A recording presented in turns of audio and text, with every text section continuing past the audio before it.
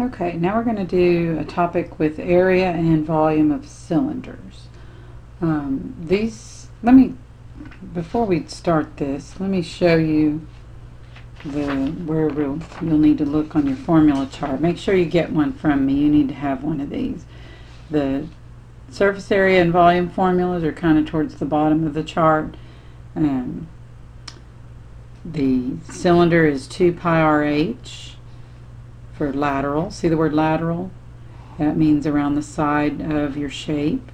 Total means you're going to use your lateral. If you notice, it uses the lateral and then adds the bases, 2 of the bases. And that means the 2 circles. So just wanted to point that out, that it is on your formula chart. You don't have to memorize these. Let's fill in some of the missing vocabulary on this one. The radius, if they draw it as a net, that's a flat representation of a three-dimensional figure. This is the radius. The height is from circle to circle, so even if this net was drawn sideways, the height would always be from the 2 bases. Think of the picture when it's in 3 dimensions. And then your height would always be one of those lines that goes from base to base. And let's go ahead and fill in the definitions. The lateral area is the area of the curved surface of a cylinder. It's basically the area of the rectangle in the net. So if you were to find the area of the rectangle, you found the area of the lateral part of that cylinder. The total area is the sum of the lateral area and the area of the bases. And that's on the formula chart, but you're going to use 2 pi RH, which is the formula for lateral area, and then you're going to add 2 circles, 2 times pi times radius squared. When you're asked to find the volume, you're asked to find the number of cubic units that are on the interior. That's like if you were filling up with water or sand inside something, you would measure it in cubic units. The formula chart uses capital BH. The capital B is the area of the base. So that's why I did write this formula right here. It is also pi r squared times the height, because that gives you the area of the base. Let's go ahead and try an example. On this one, LA would mean we're going to use for lateral area, and TA for total, and volume is the V. Now when it uses the word exact, that just means right here, it means leave the pi as a symbol. Just make sure you understand that's what that means anytime. And if it does not ask you in the directions on any worksheet, we're going to leave them in exact form. So let's try our formulas. On this first one for lateral area, 2 pi times radius times height. Now I'm not going to leave it out of my formula. I'm still going to put it there. Now the formula chart uses an S, but we'll go ahead for this worksheet and use LA for lateral area. So you're just going to multiply 2 times the radius times the height. You know what? I think I'll put it in parentheses. So this is, skip over the pi, just leave it as symbol. So 2 times 3 is 6, 6 times 6 is 36. So 36 pi is going to be my lateral area. Let's go ahead and write that over here. This is in inches, so I think I will go ahead and talk about when you label area, make sure you put it in square units. Okay, let's try our total area. This time we're going to use the lateral area. See, look at the formula, 2 pi RH. So I'm going to go ahead and write the answer. It's 36 pi, and then we're going to add 2 pi r squared. You're going to add 2 of the bases to that. Let me show you what to do with the pi. 36 pi is going to be added to, let's do this one, 2 times pi times 3 squared. 3 squared is 9. 9 times 2 is 18. So you're going to be adding 18 pi with 36 pi. See how I just used the lateral area and then added the 2 base areas to that. And when you add 36 and 18, that's 54. And this is also area, so it's 54 times pi square inches. Volume will be in cubic units. We're going to use the base area, and the base area is pi times radius squared times the height. So it's going to be pi times 3 squared times 6. 3 squared is 9, so 9 times 6 is 54. So the answer is 54 pi. Now this is the same answer. It is coincidental that it's the same, but it is a different unit. It's cubic units. A square inch is area. Cubic units are used for volume. So make sure when you write your inches, you use the exponent 3 to show cubic units. It's like if I were going to draw a little cube inside. I'll just draw one to show you what I mean. See that little cube I just drew? If I want to figure out volume, I have 54 times pi cubic units. That's going to be our volume. Alright, let's go to example number 2.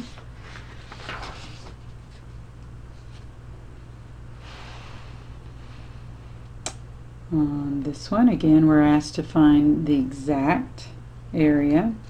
Now, the way they drew this picture, that little triangle that's drawn up on the top, even though it's an oval shape, the triangle would be a isosceles right triangle because that's a radius and that's a radius.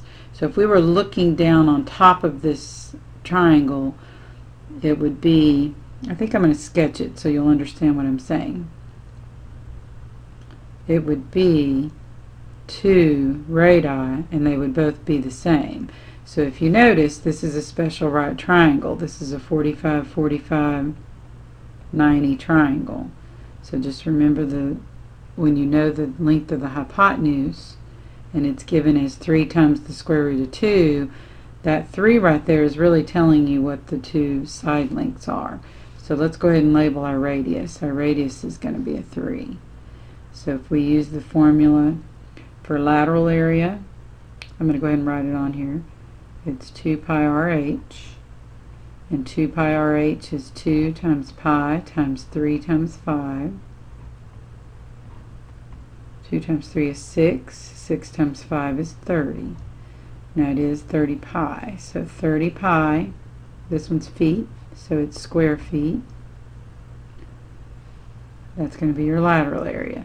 To do total area, you're going to do the lateral plus 2 bases. We already got lateral, it's 30 pi. If we add 2 times pi times 3 squared, that's going to be 9 times 2. So we're really adding 30 pi with 18 pi.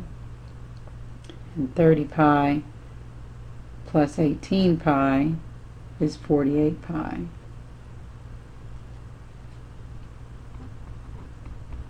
And that's also area, so it's a square unit.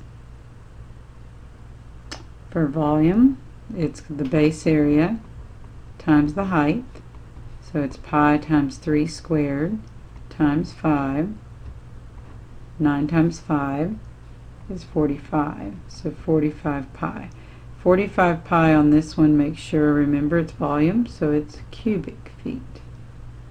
So really, leaving in terms of pi really makes it a lot easier. I did most of that with just multiplying the numbers, because using pi, if we type that in the calculator, we're going to get a messy number, a long decimal number. So it kind of does make it a little bit easier. Alright, this one's going to be a little bit different because the hypotenuse this time is written as a 4. And let's review, anytime you have a 45, 45, 90, I'm going to draw that again. Anytime you're given the actual length of the hypotenuse, since this is the hypotenuse, to get one of these side lengths, I'm going to call them r for radius, you're going to have to take 4 and divide it by the square root of 2. And remember, when you rationalize the denominator, you're going to multiply by the square root of 2 over the square root of 2. That leaves you with 4 times the square root of 2 over 2. And 4 over 2 is 2. So 2 times the square root of 2 is going to be your radius. Come see me if you need help with that. We'll review rationalizing denominators. So this exact answer, because we have a radical for our radius, we're going to have to leave our symbol pi, and we're going to have to leave the square root of 2 as a symbol also. Let's do that, and I'll explain that a little bit better. Let's write the formula. 2 pi times radius times height is my lateral. So that means I'm going to do 2 times pi times 2 times the square root of 2 times 4. Now all these numbers that are on this coefficient, 2 times 2 is 4, times 4 is 16. I want you to notice I'm going to leave the square root of 2, and I'm going to leave the pi.